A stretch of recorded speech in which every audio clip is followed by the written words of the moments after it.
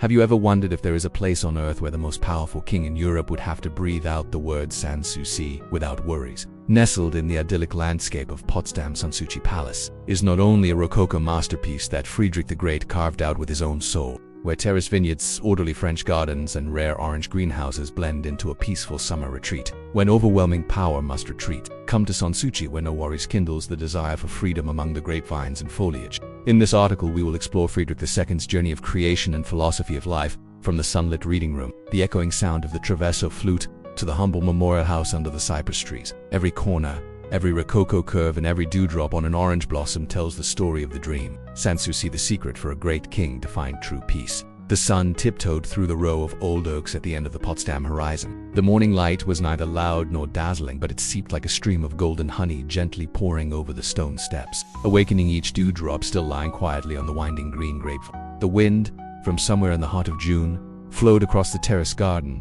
blowing gently on the moss-covered stone statues, making them breathe, as if whispering stories from the time when Prussia had not yet been formed. You walk slowly under the canopy of trees, your feet stepping on the white gravel path leading to the palace. A small, graceful, golden building like an old French music box in the middle of nature. That is Sanssouci. Unlike the majestic Versailles, unlike the flashy Schönbrunn, Sanssouci does not try to overwhelm anyone. It stands there, gentle, humble, like the smile of someone who knows enough. Sanssouci without worries. The name sounds like a sigh after a tense court session, like a prelude to a day without a crown. There, not a throne, but an armchair placed by the window overlooking the vineyard. Not orders, but the deep high-pitched sound of a flute floating in the middle of the afternoon. Not chaotic court sessions, but passages of letters the king wrote to Voltaire with the handwriting tilted as if he was smiling slightly. People say that Friedrich II, the great king of Prussia, was a fearless warrior, a musician who knew no tune, a philosopher who cared nothing for medals. But few people say that he was also a lonely man, and like all deep souls, he created a world for himself, a place where he could truly live, not constrained by the throne, by duty, by the robe that people forced him to wear. Sanssouci was not built to be ostentatious, but to be hidden, not to receive distinguished guests, but to converse with oneself. In the first design, Friedrich clearly noted he wanted this place to be not too big, not too high, not too much to look at. And so, from that simple idea, a Rococo masterpiece was born. Like a wildflower growing in the middle of the forest, but still proudly showing its fragrance. Every detail of Sanssouci is as light as a breath. The ceilings are hand-painted in pale blue and white chalk, and the walls are sculpted in relief glass that curves like musical waves. Crystal chandeliers hang in a low, unobtrusive manner, like bird nests. There are no grand statues or long, labyrinthine corridors. Instead, natural light floods through wide-open windows, casting a soft honey hue on the walls. It's like a friend, room. Simple but warming the heart the moment you step inside. You continue walking, your hands lightly brushing the curved railing like a line drawing. The sound of your shoes on the granite makes a faint sound, enough to make you aware that you are entering the memory of a person. And this space, strangely, still seems to hold his breath. Perhaps somewhere behind the linen curtains, Friedrich's flute is humming. Perhaps under the round glass dome, he is still reading Voltaire, one hand holding a glass of wine, the other resting on his knee, looking out into the garden like someone writing a letter to the future. Outside, the vineyards are still green. The sunlight falls like silk under the trellis. You stand still, listening to the wind gently caressing the bust of Homer. And in that moment, you understand that Friedrich did not build Sanssouci just for himself, but for all those who dream of a peaceful life. A place, even if only in the mind, where one can escape the noise and return to oneself. There is a beautiful silence inside you, not because there is no sound, but because there is no need for sound. Sanssouci, as its name suggests, is without anxiety, because it does not compete, does not perform, does not strain to become anything. It is just itself. And you, a traveler, a soul searching for tenderness in the midst of a fast-paced world, you have come to the right place. The old oak tree leaned its shadow on the porch, resting its head on the honey-colored roof tiles. Here Friedrich II once leaned back in his walnut armchair, no longer a mighty conqueror but a man exhausted by the strong afternoon wind. The chirping of sparrows in the foliage, the scent of roses wafting into his chest, and the vast space of the terrace garden stretching out before his eyes, like a natural carpet, made him let go of all his worries about the court and immerse himself in peace. Each step of the grapevine was interspersed with stone statues. Each row of ornamental plants was meticulously tended as if decorating a lively Rococo painting. The wind carried the scent of orchids, caressing the king's silver hair, passing through rows of jade green grapes, tapping rhythmically on the paving stones like the flute melody he was still passionate about.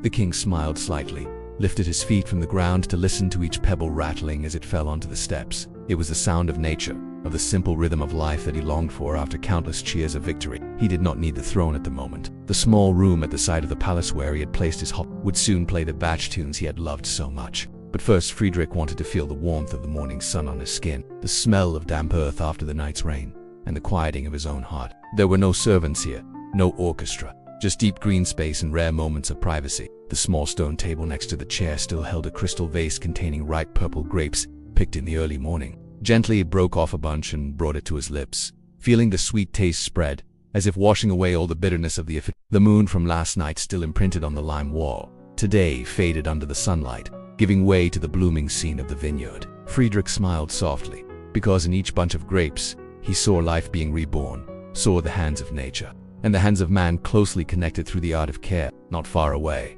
the path led through the manicured trees to an elegant French garden, with its French roses, geraniums, and rows of neat little kapok trees. Each bush was trimmed into an arch, with every curve meticulously cut, as if the whole garden were a poem of leaves and flowers, composed on the ground by the king, a quiet poet. He stood up, walked through the garden, gently touching the petals, listening to his heartbeat in harmony with the rhythm of the thousand trees. In the distance a small fountain gurgled, its water glistening in the sunlight. The king stopped, sat on the edge of the pool, dipped his feet in the cool water, and let the waves lap gently around his ankles. In that moment, he remembered his youthful days in the royal library, reading Voltaire, Rousseau, Montesquieu, but also felt compassion for the country that was growing by education and civilization, not just by the sword. Sanssouci was like a living book, teaching him that art and nature were the cures for all wounds of the heart. The armchair was placed under the canopy of a lychee tree, providing enough shade to keep him from the harsh midday sun, and enough for the leaves to rustle with the birdsong. Sitting there, Friedrich took out a leather notebook, jotting down ideas about military reform, about the law, about religious freedom. But today, the pen had not touched paper once. When he wanted to write something, he tore off the note, placed it under a small stone, so that the words could be absorbed by the wind and the oleanders of the vineyard flowing into the deep stream of thought. A squirrel darted across the vineyards, making him laugh with delight. The king was stern on the battlefield, but in the garden he was like a child chasing the sun's shadow. He took a deep breath of the fresh orange blossoms, smelled the earth after the rain, and in that moment he forgot his throne, forgot his court, and was just a free spirit in the world. Sanssouci was not a place where he escaped from his duties, but a place where he found himself, peaceful, without worries. In the evening, as the sun gradually tilted, the garden was ablaze with honeysuckle and deep purple. He stepped out onto the small balcony facing west, looking out at the calm Heilige See. The shadow of the palace was reflected on the water like a watercolor painting, forming a double horizon of pop. The lake breeze blew in, carrying the sound of rippling waves, the first autumn leaves fluttering across, as if welcoming the coming golden autumn. Friedrich closed his eyes, his fingers stretched out to touch the humid air, feeling the symphony of nature and man-made things blending. As the sky turned to a deep blue, the fountain and the vineyards bathed in twinkling lights, he strolled into the study hall. Inside, candlelight and crystal light reflected off the Rococo frame where Voltaire's portrait hung opposite a bust of He turned on the small lamp, sat down at the mahogany table, and finally put pen to paper. His first words that day read, "Sanssouci, where the heart finds peace." In that quiet palace, the warlord of East Prussia found peace in every step of the vineyard, every breath of wind, and when night fell again, he would sink into a chair on the veranda, eyes listening to the gentle lullaby of Sanssouci Palace, the peaceful place of the carefree king. The sunlight gently enters the glass door, painting golden patches of light on the amber wooden floor. Your footsteps gently glide through the Rococo corridor with soft curves painted on the cream-colored walls, each strip of gold-plated pattern sparkling like a meticulous jade vein connecting from the ceiling to the foot of the wall. The space is not overwhelming, but full enough to make people calm down, feeling each piece depicting the story of the Enlightenment era. Each column in the palace is not a straight cylinder but a curved one, embracing delicate reliefs. We lightly touch the limestone covered with a layer of ivory paint, feeling the soft carvings. Roses, mallow leaves, ribbons that seem to dance. When Friedrich II sketched the first drawing, he envisioned these lines as the breath that complements the overall picture of nature, unconventional but free and natural. The soaring vaulted ceilings were hand-painted by renowned Parisian artisans. Pale blue and porcelain white blend like the sky glowing with summer sunlight, interspersed with pastel pinks and gentle emeralds, creating an ecstatic feeling as if lost in a mythical setting. The crystal candles under each chandelier are like thousands of frozen dewdrops, sparkling as you look up. Suddenly you feel like you are standing in the middle of a feudal treasure chest. The white painted wooden windows, framed with gold, each large pane of glass like a picture frame, bring the terrace garden into the heart of the hall. When you pull back the thin French silk curtains, the door opens to a poetic garden. Flower beds interspersed with grapevines, a stone statue of a hibiscus holding a lotus, and an oleander arch leaning in the wind. The palace and nature gently intertwine, creating a space without boundaries between inside and outside, only a harmonious harmony. Below the ceiling, crystal chandeliers float like waterfalls of stars, swaying in the breeze that blows through the door. Each chandelier is made up of hundreds of tiny crystals hand-assembled to reflect the shimmering candlelight. When you touch a crystal, you can feel the delicate engraving, like the artist's fingerprint. Each crystal a unique shape, preserving the memory of each cut by the talented hand. The floor is made of brushed ebony wood, just rough enough to hug your every step, and is covered with hand-woven hodag carpets with floral patterns, undulating like water waves. The background color is jade green, with copper gold accents, making you feel like you are walking on a gentle river. At each connection point between the carpet and the wood, there are embossed bimetallic patterns, copper and silver, to keep the edges flat, while also honoring the incredible sophistication. In the center of the room is a harpsichord piano, commissioned by Friedrich in London. Its frame is carved with Rococo motifs, intricate petals, vine leaves, and tiny angel heads, ready to strike a chord. As you sit down on the green velvet chair, your fingers touch the ebony keys. The music flows softly, opening a concert not for the guests, but for the soul. Even when you don't play, the instrument itself radiates an aura of art, reminding you that here, music is the second breath of the palace. On the walls, oil paintings depicting portraits of Voltaire, Frederick II, and other European thinkers are covered with a thin layer of gold paint. Standing before the portrait, you can feel Voltaire's eyes whispering about freedom, reason, and faith in humanity. Below the paintings, a curved rosewood shelf holds leather-bound books. Goethe, Montesquieu, they lie there like a collection of knowledge contained in the heart of Rococo, marking an era of intellectual convergence. As you pass another window, descending the spiral staircase covered in marble, each step is like a piano key, creating a melody that whispers to your shoes. The brass railings are shaped like leaves and flowers, coated in ivory paint to prevent rust. The gold detailing at the top of the railing is like the touch of an angel's finger. Every detail exudes Friedrich's own personality, not meaningless flashiness, but rich in emotion in every movement. Beyond the hallway, you arrive at the breakfast room. Not large, but cozy, with ebony tables and chairs carved with hunting scenes, regal but simple.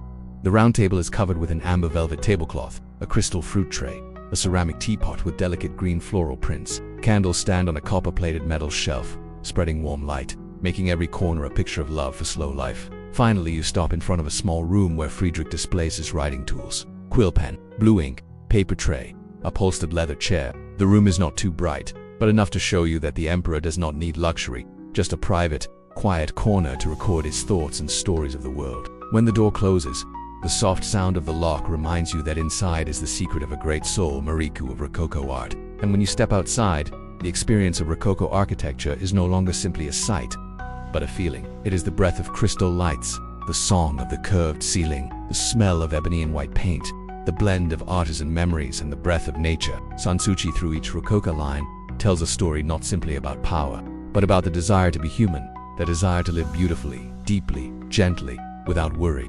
Under the gentle morning sunlight, the Sanssouci terrace garden appears like a silk strip stretching across the green grassy hills. The laterite steps are arranged in steps, not simply a path, but also a rhythmic row, inspiring leisurely feet. Each row of grapes curves around in an arc. The grapes are just sprouting new shoots. The bright green leaves stand out against the mossy, faded stone background. The wind blows. Each leaf makes a strange sound, the gentle call of nature, inviting visitors to take light steps, feeling every beat of summer life. On the first step, pots of primroses bloom in shades of ivory, pale pink and orange, reminiscent of a soft floral blanket. The sound of the pistils rustles as bees and butterflies gather nectar. The gentle fragrance blends with the smell of moist soil, making the air even more pure. You place your hand on the stone railing where the shade of the olive trees falls, feeling the meticulous carvings of small dragons, the hidden mark of ancient artisans whose hands know how to create beauty from every curve. At the next level, the grapes had grown into clusters, the berries beginning to turn a deep purple. Each cluster was like a jewel among the green leaves, shining in the morning sun. Friedrich himself once stopped here, picked a bunch, savored the sweetness and light, considering it a gift from Mother Earth. He believed that through tending the grapes, man and nature had a chance to converse. The grapes were nurtured by human labor, and Mandel nurtured by the beauty of simple life. Continuing along the third and fourth steps, you will come across ancient stone statues, The god Pan bows slightly the goddess. Flora opens her arms, and in another corner is the god Bacchus with a bunch of grapes on his head. The old statues are covered with moss. The carvings worn by time add to the mystery. The mascot statues are not only decorative but also a visual melody, stirring up emotions for travelers, as if inviting you to join the dance of the gods between heaven and earth. As you climb higher, the steps become wider, and the garden is interspersed with fruit trees, peaches, pears, and apricots. In spring, peaches bloom bright pink. In summer, the fruit ripens into a golden brown. You let your mind wander among the rows of orange trees, each cluster of pure white flowers giving off a sweet scent when ripe. Each tree, according to Friedrich, has a story. Peaches bring luck, pears bring prosperity, apricots long for like whispers to the human soul. At the bottom of the steps you reach a jade fountain in the middle of the courtyard, water gurgling from a stone spout carved with a dragon's head. The clear stream of water stretches out, bringing a bit of coolness to the space. Around it, round white marble benches are hidden behind juniper bushes. Sitting there you can see the entire strip of terrace garden watching the sunlight shine, obliquely casting shadows on the leaves. The scenery changes with the rhythm of the day. According to the delicate adjustments of the gardener, the terrace garden is not only beautiful but also smart. The clever drainage is located under each step, preventing rainwater from stagnating for a long time. The grapevine pots are a few centimeters from the bottom, ensuring that the plants absorb enough water without getting waterlogged. Friedrich used to supervise the site, talking with a gardener to adjust each relationship between soil. For him, the garden is a living book. Each season records life, harvest, rest, waiting for the next season. As dusk falls, the terrace garden stands out in a mix of orange and purple. The lamps placed alternately on the stone railings turn on, emitting a warm light. Incense smoke drifts as some jasmine pots are gently lit, letting the scent waft into the afternoon breeze. You stop at the top step, raise a glass of wine, sip the sour taste to the end of the day, and watch the silhouette of Sanssouci reflected in the lake below, a scene like a never-ending fairy tale. In the final moments when the moon is risen high, you hear the lonely call of owls and the distant sound of deer. The terrace garden is quiet, as if lulling you into a light sleep. To wake up in the morning amidst a paradise of grapes and flowers, that is Friedrich's destination. Not a magnificent palace, but a spiritual place amidst green mountains and blue waters, a place without worries for the soul to breathe freely. When the breezy windows open, you feel as if you are opening a portal to Frederick the Great's miniature world of peace. The windows are more than just blank white wooden frames with gold trim. They are living picture frames, creating a sense of separation between two worlds. On one side is the quiet room where the gentle sound of harpsichord music once resounded.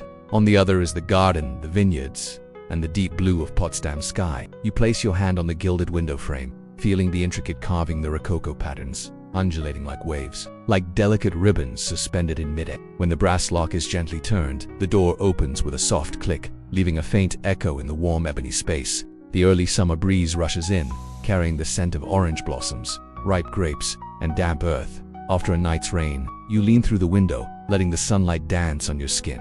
Hearing the soft sound of the leaves, under your feet is a hand-woven carpet, a soft blue, a delicate floral pattern, and outside is a white gravel path that winds around the garden. Everything fits together perfectly. For Friedrich, the window was not meant to block out the outside world, but to invite it in, to fill the room with the rhythms of nature. At his desk by the door, he would read letters and compose notes. Whenever political storms arose, Friedrich would simply draw the curtains, open the door, and breathe deeply of the vineyard air. When I saw the vine leaves shimmering in the sunlight, he said, I forgot the anger of the court. Letters to Voltaire, philosophical manuscripts, all were punctuated with notes about the green of the garden, the sound of the wind. Natural light gently flooded into the small gallery next door. The murals were not only lit by candles, but were also arranged neatly in front of each window to talk to the garden. The portrait of Voltaire appeared and disappeared under the sunlight, making the French philosopher seem to be walking outside, smiling and sharing his ideals of freedom and reason. Sometimes Friedrich would leave his desk, stand on the shelf beneath the frame, and step out onto the small balcony. The balcony was only 2 steps wide, just enough for an armchair and a console table. Here he would make himself a cup of herbal tea from the garden, chamomile mint, a bit of orange pealand,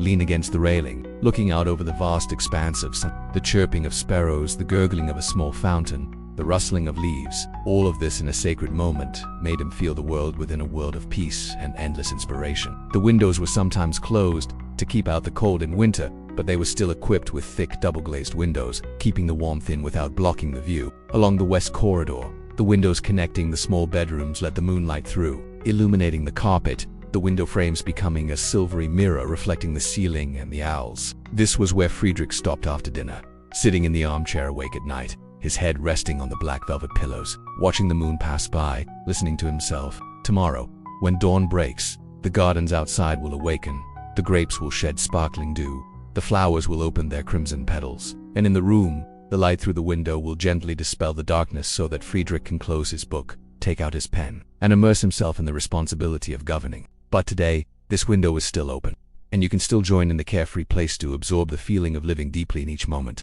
Music breathes like the breath of Sanssouci, echoing through the wooden floors, crevices in the walls, and into every corner to tell the story of an enlightened dynasty. Sometimes you will catch the sound of a piano echoing through the narrow corridor, like an invitation into a small room, where silk curtains gently sway in the wind, cleverly covering the space reserved for knights without official court. When not out and about with his soldiers, Frederick the Great would often hold the traverso flute, run his fingers over the hanging holes, and blow out a Vivaldi sonata, or a Talamon. The flute needed no accompaniment from a lute. The flute and his breath alone were enough to bring the Rococo sky into the room with its gilded walls and floral ceiling. The old servant said that on those nights, the flickering candlelight did not reflect the majestic king-esque figure but only vaguely outlined him, an artist devoted to sound. He never performed for the public. Friedrich's music was a gift to himself, to dispel the chaos of government and find peace. When the music stopped, the room fell so silent that you could hear the heartbeat reverberating through the vaulted ceiling. In that moment, all the royal calculations, all the papers,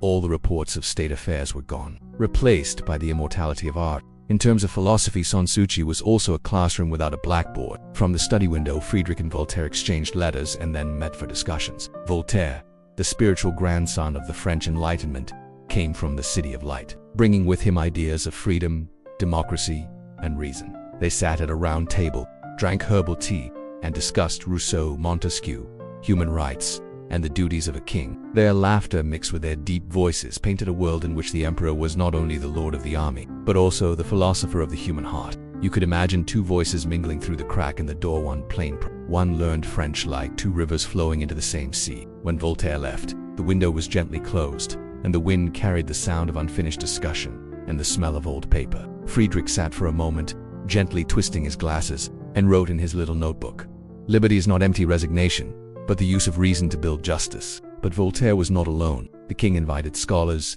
scientists, and artisans to Sanssouci, a piece of a larger intellectual puzzle. They discussed the weather, the mechanics of fountains, the mathematics of garden design. All this took place, not under the lights of a banquet, but in private spaces where each step was a step up the ladder of knowledge. Perhaps it was through those nights without court that Friedrich became the philosopher king, as Voltaire called him. He realized that to rule wisely, one needed not only a sharp sword, but also a melodious voice and deep thought. These ideas later spread into the reformist principles: freedom of religion, freedom of the press, freedom of trade, the first bricks of a civilized Prussia. As the night turned to dusk, the flute stopped. Friedrich stood before the window, watching the grapes turn purple under the late afternoon sun. Voltaire's words echoed in his mind. "I would rather be lost in music than rule in silence." He smiled, took a sip of wine, and wrote in the letter, "Music and philosophy are the two wings that carry the soul above reality. And when dawn comes again, the traverso will resound once more on the morning balcony, awakening the dew, painting the terraced garden with the first rays of sunlight." The music never awakens the courtiers, but it awakens Friedrich himself, the carefree king who finds freedom in melody and knowledge. In the small gallery tucked away next to the library, the space seems to stand still, save for the soft light from the tall windows and the rays of sunlight streaming through the ceiling onto the antique carpet with its delicate floral motifs. The walls are a pale cream, covered with oil paintings in ebony frames, portraits of figures who shaped the European Enlightenment. Each face looks out the window, inviting you into the world of thought they conquered. You approach the first portrait, Voltaire, his eyes sly, his lips smiling meaningfully. The artist's hand has painstakingly drawn the wrinkles at the corners of his eyes, the strands of hair that fall across his forehead, so that each line is not just an image but also a whisper of freedom. The flickering candlelight below casts soft shadows, making Voltaire seem to whisper a word of advice, a word of reason and hidden irony. Next to it, the artist Pierre carved a portrait of D'Alembert, mathematician, philosopher with meticulous detail, his dreamy eyes looking at equations, his serious face. The silence in the room was as thick as a carpet, and each delicate flute melody played by Friedrich drifted across the painting, making the delicate gilded frame shimmer. In the middle of the central wall is a portrait of Frederick the Great, not a solemn and dignified image, but one of him sitting leisurely on the steps, holding a thick book in his hand, his eyes looking far away. The artist Guy Le Trefoil painted it with all his admiration, so that the image of the king not only preserves his authority, but also preserves his soul that loves beauty. The oil paint is mixed with light linen. The light shining through the frame makes his clothes shine in a light blue tone, the color of order, of thought, of the limitless sky. Surrounding it are plaster reliefs depicting small Rococo figures, Apollo holding a lyre, the horrors dancing the four seasons, and a little angel playing a trumpet. Under candlelight, the reliefs seem to move, the curves rhythmically like musical notes, recalling the echoes of the royal court that once harmonized with the ideals of freedom and art. In one corner of the room, a rosewood shelf bears the fingerprints of time, lined with leather-bound books, Kant, Leibniz, Rousseau. Each book is bound in pure horsehide, its spine embossed with gold letters, both ancient and inviting to explore. You pull out a copy of Montesquieu, gently open the cover, smell the worn paper, the dried ink. It feels like you're receiving the truth about separation of powers and equality for the first time. Beside the bookcase, a crystal vase under the table lamp contains a silver cane tray and a small seal engraved with a crown. With just a light touch, you can recognize the delicate lines, the marks of each of Friedrich's decrees approved, a testament to the fact that power can also be flexible, humane and elegant. The tiny spiders weaving their webs on the high ceilings do not make the space gloomy, but rather draw a natural artistic composition, a bit of wildness amidst the perfection of Rococo. You gently brush your hand away. The spider webs glide across your palm, shimmering in the light, reminding you that no matter how high civilization rises, nature still occupies the lifeblood, penetrating every relic. Light footsteps echo across the ebony floor as you move away from Friedrich's portrait and toward another wall, where the first painting of a pioneer of press freedom, Johann von Kramer, is sitting before a frame, the blue ink still wet. You imagine him envisioning the legal reforms that Friedrich would use to create the most transparent law in Europe. As you are absorbed, the sound of a harpsichord suddenly begins to echo in the distance, drifting down the hallway and stopping outside the door. You listen, feeling your heart beat to the music, the beat of art and the ideals of the Enlightenment. This is not a performance Friedrich has reserved for an invisible guest. It is a reminder that in every artistic space, there is a piece of the soul that needs to be awakened. Before leaving the room, you stop by the gilded precious wood panel depicting the polycanon, a keepsake that Friedrich gave to the Prussian monk, a symbol of the East-West exchange. Each engraving on the panel tells of the king's respect for Eastern culture, as if to affirm knowledge has no borders, art has no borders. As the door closes behind you, the gallery falls silent again. You carry with you a sense of elation, believing that the immortal faces on the walls are not just paintings, but come alive with every step, every breath. Art and knowledge in Sanssouci are not just to be seen, but to be lived with, to be heard, to be understood. Majestic power can also be combined with beauty and kindness, creating a truly carefree place. The terraces gradually give way to green lawns and sandy patches, opening up a wide view. That is the French garden of Sanssouci, where reason and nature meet in perfect form and order. The garden is neither wild nor overgrown. It is somewhere in between, both meticulously man-made and still retaining the natural atmosphere. Each neatly trimmed flower bed is placed on the flat grass, connecting one another to form a giant chessboard. The emerald green of the low palm trees intertwines with the squares of yellow chrysanthemums and light purple hydrangeas, creating a delicate green picture. The rows of cypress trees are trimmed into symmetrical cubes, like modern statues in the heart of the ancient garden, both strict and soft. In the center, a simple but elegant fountain sprays out thin, round columns of water, making a gurgling sound like the steady rhythm of life. You walk lightly on the white sand path, hearing the sand between your shoes, cool and rustling like a memory. Each step is a measurement of order. How many centimeters between this flower bed and that flower bed? How many meters from the carved stone to the limestone bench? But that measurement does not make the garden rigid. On the contrary, it emphasizes the aesthetic, making each branch, each dewdrop placed in the right place, as in a silent play. It is said that Frederick the Great ordered his gardeners to draw a thin paper map, then manually measure each tree and each tile. He did not allow a stone or a flower to stray beyond the predetermined boundaries. It was not just discipline, but an absolute reverence for the beauty of order. The order of human nature, where all elements work together in harmony. Walking along the path, you touched the low stone railing, looking through the 2 rows of trimmed trees like green curtains in a garden play. The scent of jasmine and cymbidiums wafting in the wind, mixed with the smell of cut grass, evokes a strange sense of peace. There is no need for bright roses or maple trees with red leaves. Even small shrubs, planted as paths, are enough to give the garden the appearance of a watercolor painting. Simple yet profound. At each turn, a group of small statues, Apollo with a harp, Diana with an archery bow, a little angel playing a flute. The statues are made of sandstone, covered with moss and thyme, exuding an ancient look. They are not randomly placed among the trees, but placed at intersections where the view opens up. That is how the garden guides your eyes. from straight lines to points of concentration, from curves to quiet areas. Soon you reach a circular limestone bench area set under two large palm trees. The benches are unpainted, retaining the pure white color of the natural stone, creating a sense of serenity and invitation. You sit down, your hands touching the cool stone surface, your neck tilted up to the vast, cloudless sky, listening to the distant crows. Here you can see the entire garden layout, the square of shrubs, the pruned blocks, the shimmering fountain, and beyond that, the warm golden palace. Along the edge of the garden, rows of pine trees were planted in straight lines, forming a tall green wall. Under the pine trees, weeds grew in patches, weaving through the cracks in the bricks, as if to remind us that no matter how disciplined humans are, nature always finds a way to sneak in and grow. Friedrich once smiled at that phenomenon. Nature is never subjective. As long as we respect it, it will be dignified. As dusk falls, the French garden changes its appearance. The fountain reflects the red sunlight. The flower beds turn a fiery orange. You walk toward the small grass stage where the king once held outdoor concerts. A portable harpsichord sits next to a stone pillar, creating a graceful focal point. The audience is limited to the elite, philosophers, artists, and those who seek beauty without worries. The sound of the Dia Belli concerto gently resounded in the open space, each key shaking the air, like a wonderful combination of the geometric order of the garden and the spontaneity of art. The brocade music drifted through the leaves, reflecting back on the greenhouse dome in the distance, a beautiful glass structure where rare orange trees were planted and cared for. The greenhouse was hidden like a warm heart, always eager to welcome new branches, new flowers, just like Friedrich opened his heart to new knowledge and art. When the music ends, your footsteps merge with the silence. You stand up and walk through rows of jasmine and lavender, the scent lingering in the air. The French garden is not only about order, but also an invitation to calm and contemplation. There, you do not worry about politics, about the battlefield, about policy, but only feel deeply connected to the universe. Connected through each note, each step, through the perfect balance between man and nature. Finally, as darkness crept in, the lanterns scattered along the path turned on, lighting up the warm yellow glow of fireflies. The French garden was immersed in the yellow of the night. The grapes lingered in shadows. The flowers were hidden in the sensitive light. You turned your head to look back, seeing the garden as a maze of light and shadow, leading your soul back to its origin. A place without worries, a place to peacefully welcome every moment of life.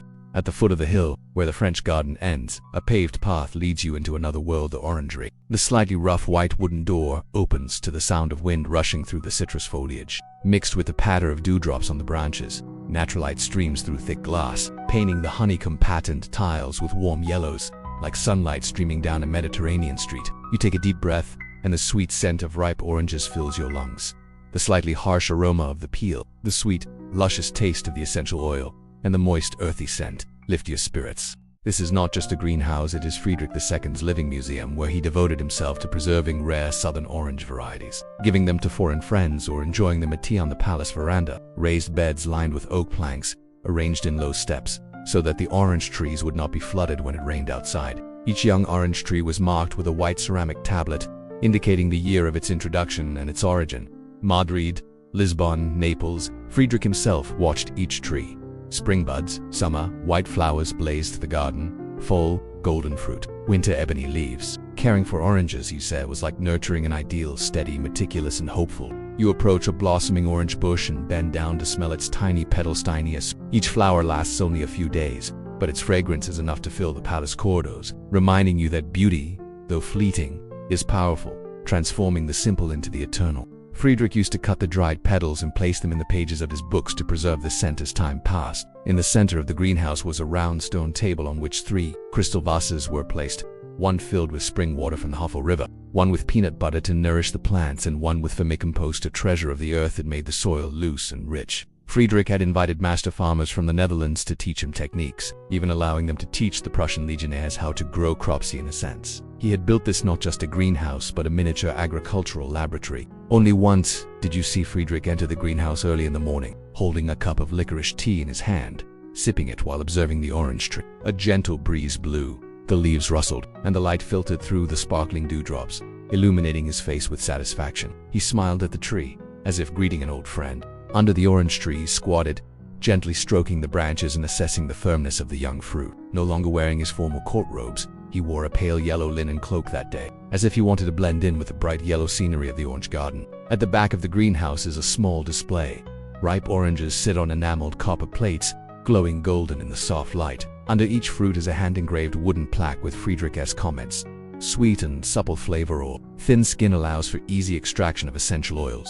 He extracts the essential oils from fresh oranges, then drops them with his fingertips into his afternoon tea. Simple habits he praises as the most effective anxiety reliever. The greenhouse also has a reading corner, a rattan chair by the window, a small wooden shelf containing books on Linnaeus's botany, Dutch agricultural books, and an Asian plant catalogue. You pull out a catalogue and see the word Citrus aurantium written in careful handwriting. Each page is marked with a dried orange blossom, showing that Friedrich had studied each variety, changing the growing method to adapt to the Prussian climate. One day, Voltaire stopped by the greenhouse to admire the sweet scent of the oranges, calling them a gift from the Mediterranean in the heart of Prussia. Laughter rang through the orange trees, and the lights glistened on the handles of the essential oil bottles. Like silver glitter covering the trees, Friedrich picked a ripe fruit, peeled it, and dropped it into Voltaire's tea, a meeting of ideas and flavors, of philosophy and fruit, that captivated the French thinker and made him reluctant to leave. As the greenhouses closed in the winter, the oranges could no longer ripen outdoors. Friedrich installed English-style oil lamps to maintain a steady temperature. He also had his engineers devise a system of pipes that channeled heat from the palace's furnaces through underground channels beneath the greenhouse, pioneering step-in heating technology. Slender copper pipes ran along the roots of the orange trees, like warm blood in their veins, keeping the trees healthy through the cold. Today, when you enter the greenhouse, the air is still filled with the scent of oranges and the warmth of a hidden fireplace. The old beds have been replaced, but the old orange tree still stands, casting a cool shade. You touch the rough bark and feel the beat of time, the beat of Friedrich's heart, of his love for nature and science. Leaving the shade, you turn your head to look back at the old dome leaning against the wind. A cluster of golden oranges like a smile lingers on the foliage, inviting you to capture this delicate moment, where the philosophy of no worries is planted through each orange branch, each seed and each enlightening idea. As the last rays of the setting sun gently fall on the honey-tiled roof, you walk through the blossoming orange grove, following the stone path that leads to the top of the gentle hill. There, hidden among the maples and cypresses, is a small sanctuary, the memorial of Frederick the Great. Unlike those magnificent mausoleums, this mausoleum is simple, humble, and full of humanity. You stop in front of the iron gate with Rococo carvings, which gently opens. Entering, the space seems absolutely quiet. Smooth white stone steps, ivory marble walls, soft yellow light from the alternating candle holders. In the center, on a gray granite pedestal, is a bust of Friedrich with a calm face, eyes looking up at the sky, extremely at ease. At the foot of the statue, engraved in Latin, "Here lies the soul of a king who sought peace." You approach, where a small, white marble tombstone is placed upside down. No gilding, no elaborate carvings, just the name Fredacusc, Amica. Around the tombstone, white roses are placed in a small bronze vase, giving off a gentle fragrance. Friedrich did not choose to be buried in the grandiose plans of the royal family, but laid himself under the shade of an old pine tree, a peaceful place he once believed was a carefree paradise in life. Steps lead up to a small terrace, where a transparent glass dome framed by a thin metal frame creates a veil over the mausoleum. You stand on the steps, gaze up at the red maple leaves of autumn, breathe in the cool air, and take in the vast panorama of Sanssouci under the autumn dawn. The tomb seems to embrace the landscape, blending in with the vineyards, the orange groves. The French gardens, a reflection of Friedrich's final philosophy. Even when facing eternity, humans still need to connect with nature. In the silence, you listen to the sound of maple leaves falling on the tiled roof, to the owls calling from the pine trees, to your own heartbeat, the beat of an eternal story. Friedrich once told his courtiers, "Do not let this place become a place of mourning, but consider it the final stop on a journey to find peace." This space does not make people feel heavy, but light like an autumn blanket, embracing the last worries. You bend down, place your hand on the cool tombstone, and whisper your thanks to the philosopher king who has blessed this land with freedom, art, nature, and science. Before you leave, you pull up your hood, letting the wind and waves caress your shoulders. For a moment, in the stillness, you believe that Friedrich's spirit is smiling, free, without worries, resting forever in the masterpiece he worked so hard to create. Leaving the mausoleum and descending into the green valley, you see the garden lights shining, the tree trunks reflecting the golden light like giant candles. Sanssouci at night becomes a strip of fallen stars in the middle of the ground, where each stone, each flower bed, each bottle of mellow wine tells the story of a life without worries, a life of finding oneself. And as you leave, the last rays of sunlight fade away, leaving only the crescent moon hanging over the hill. Your shadow falls on the narrow path, reminding you that life is finite. But the spirit of Sanssouci, the king's place of leisure, will remain forever in the memories of those who have visited. And so, Amidst the vastness of history and the breadth of nature, Sanssouci will forever be the carefree place that Friedrich the Great painstakingly created. From the cool grape terraces, the exquisitely ordered French garden, to the sweet orange greenhouse, and the humble mausoleum on the hilltop, every corner here resonates with a song of freedom, art, and a desire for peace. That summer retreat was not only a testament to royal authority, but also a symphony of enlightenment philosophy. Reason meets emotion, man converses with nature, and the soul finds a place of rest amid the chaos of the world. As we leave Sanssouci, we carry with us the breath of the Rococo, the scent of oranges, the taste of grapes, and the lingering echoes of Traverso Musica, a reminder that sometimes true no worries begins with stopping, listening, and living each moment fully.